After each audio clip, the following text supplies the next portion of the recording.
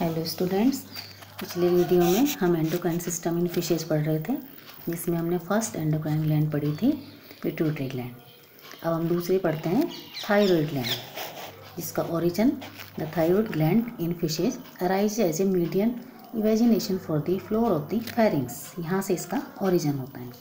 When thyroid has occupied its final location, the duct connecting to the pharynx either becomes close or disappears. तो जो है pharynx के पास से जो है एक इवेजिनेशन के रूप में ये ओरिजिनेट होती है। It however persist in the adult of Chlamydoselachus. The distal end of the imagination develop into a large number of thyroid follicles of variable shape and sizes. अब इसकी location, the location of thyroid gland varies considerably in different fish species. तो अलग अलग species में इसकी जो location भी जो है वो बदलती रहती है। In cyclostomes, follicles of thyroid are dispersed around the ventral aorta and do not form compact capsulated structure. In elasmobranchs, this gland is located ventrally at the bifurcation of ventral aorta. In bony fishes, it may lie under the first branchial arch on each side. तो अलग अलग fishes में इनकी location अलग अलग पाई जाती है। In many teleos, it is found along the ventral aorta and along the afferent branchial arteries of the gills. In other teleos, the follicles of thyroid migrate to distant unusual localities such as the liver, heart, kidney, brain, eye, gut, spleen, gonad, etc. as in platyfish. In dipnoi, thyroid as lobed structure lies above the symphysis of hyoid apparatus. अब इसकी shape, तो shape भी जो है अलग अलग fishes में अलग अलग पाई जाती हैं, जिसमें फर्स्ट है cyclostomes. The thyroid is in the form of follicles. Second, in elasmobranchs and bony fishes, thyroid is a compact structure. Third, in many teleos, thyroid becomes a diffuse structure as small masses of follicles. Fourth, in dipnoi, thyroid comprises a pair of interconnected lobes. 5. Heterotropic or ectopic thyroid follicles in many fishes. It is such a condition in which thyroid follicles are scattered to distant unusual localities as shown in figure. 6. In certain fish species like Channa species, Ophioscephaliformis and H. fossils, thyroid follicles are compact and encapsulated. However, in Clarias batrachus, the thyroid is condensed in the 3 patches but without capsules. तो इस प्रकार इसकी shape भी जो है अलग अलग fishes में अलग अलग पाई जाती है। अब है इसकी histology. The thyroid gland is composed of a large number of follicles, each of which is in the form of a hollow ball consisting of a single layer of epithelial cells enclosing a fluid-filled space. These follicles vary in shape and size and are bound together by connective tissue. The gland is highly vascular. The epithelium surrounding the follicles may be thick or thin, and the height of the cells depends upon its secretory activity. The less active follicles generally possess a thin epithelium. The epithelium is mainly composed of 2 types of cells.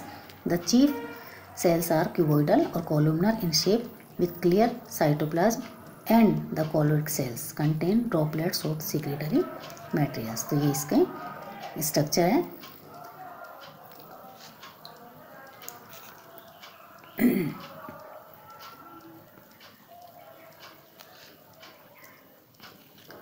The lumen of each follicle is full of colloid which may be acidophilic or basophilic depending upon the secretory activity of the follicles and may show vacuole in it. अब है hormone of thyroid. Thyroid gland से जो hormone निकलते हैं, chiefly thyroxine, जिसे हम thyroxine कहते हैं। Chemistry of thyroid hormone. The thyroid hormone is the iodinated derivative of thyrosin, which is an amino acid. The very first step in their production is the absorption of iodine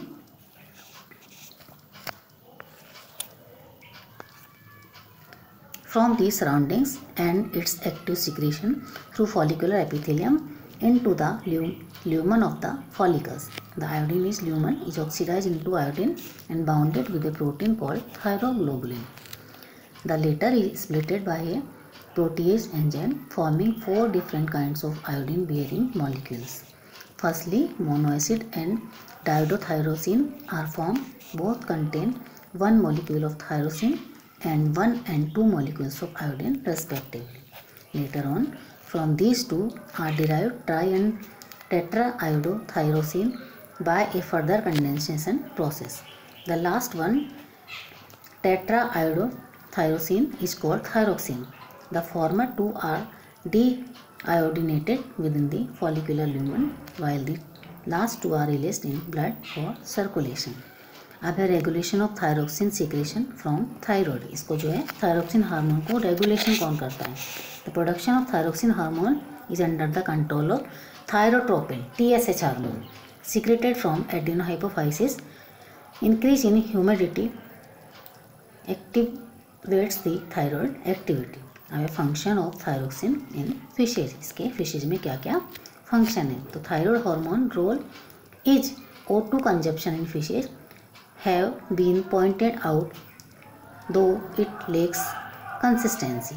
Thyroid hormone influences osmoregulation in salmon and gastrosteus. तो ये जो है इन दोनों fishes में osmoregulation का कार्य करता है. It is also known to affect growth and nitrogen metabolism in goldfish. goldfish के अंदर ये growth and nitrogen metabolism का कार्य करता है. Thyroid along with other endocrine glands also influence migration in fishes. तो फिशेज के माइग्रेशन में भी ये हेल्प करता है। Thyroid hormone appears to be involve in carbohydrate metabolism in fishes as the liver glycogen becomes low when the thyroid gland is active.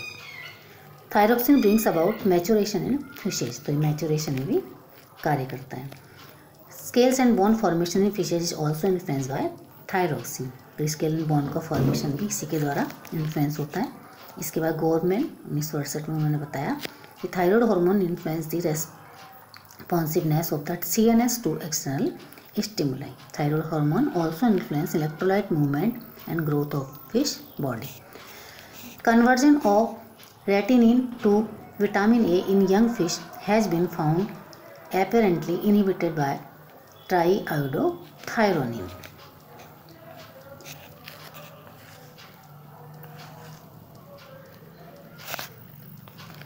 Thyroid hormone